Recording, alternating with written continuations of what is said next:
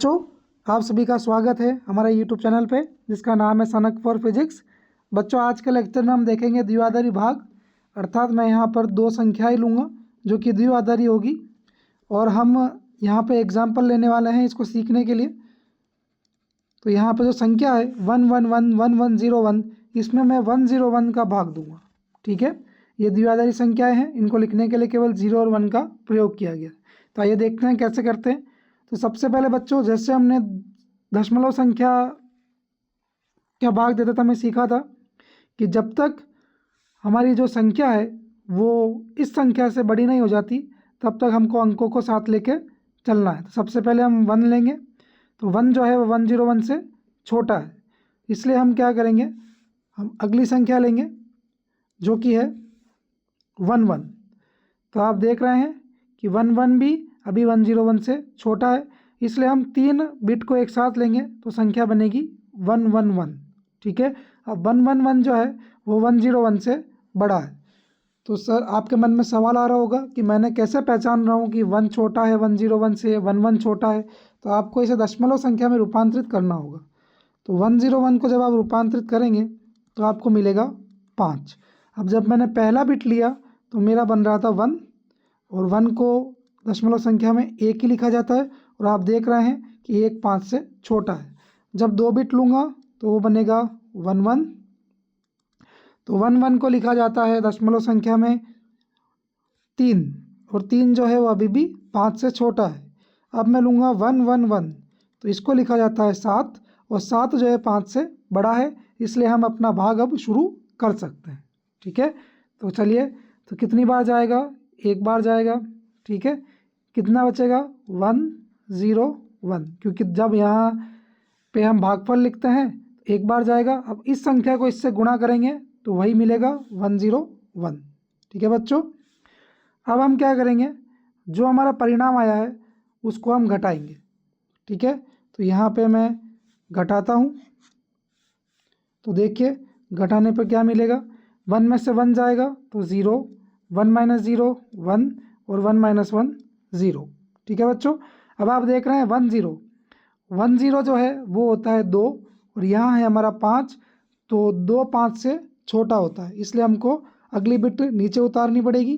तो हम अगली बिट को नीचे उतारते हैं, तो यहाँ से हमने ये वाली बिट नीचे उतार दी। ठीक है, तो ये वाली बिट को जब आप नीचे उतारेंगे तो ये संख्या बन जाएगी अब 1। अभी भी 101 101 दोनों बराबर हो गए। अब भाग दे सकते हैं, तो भाग देंगे, कितनी बार जाएगा, एक बार। 1 इंटू 101, यहाँ आएगा 101। अब बच्चों फिर से घटाया जाएगा, तो जब आप घटाएंगे तो यहाँ बचेगा 1 माइनस 1 0, 0 माइनस 0 0, 1 माइनस 1 0, यानी कितना बचा, 0। अब 0 इस संख्या से छोटी है, इसलिए हमको फिर से एक बिट, अगली बिट नीचे उतारनी पड़ेगी। ये हमने उतारी, और यहाँ पे ये आ गया 1, परंतु 1 जो है वो 101 से छोटा है। हमने देखा 1 है 1 और 101 है 5, तो ये छोटा है, इसलिए हम एक और बिट उतारेंगे। तो ये हमने अगली बिट एक और उतारी, और एक और बिट जो है वो हमारी आई 0। अभी आप फिर देख रहे हैं कि 101 से छोटा है, 10 का मतलब 2 होता है, और 101 मतलब 5 होता है, तो 5 2 से छोटा है, इसलिए हम एक और बिट उतारेंगे। लेकिन यहाँ हमने 2 बिट एक साथ उतार दी है, इसलिए यहाँ पे हमको एक 0 लगाना पड़ेगा। ठीक है, अच्छा, अब हम एक और बिट उतारेंगे, तो ये हमने एक और बिट उतारी, और हमारी जो संख्या बनी वो अब बनी है 101। तो हमने यहाँ एक और बिट उतार दी, इसलिए यहाँ पे एक और 0 लगेगा। ठीक है बच्चों, तो 101 इसके बराबर आ गया। अब हम भाग दे सकते हैं, तो कितनी बार जाएगा, एक बार जाएगा, और 1 इंटू 101, यहाँ आएगा 101। अब बच्चों आप पुनः जब इसको घटाएंगे तो आपको मिलेगा 1 माइनस 1 0 0 0। तो यहाँ पे आपका भाग खत्म होता है, और यहाँ आपका शेषफल जो है वो 0 है, और जो भागफल है वो है 11001।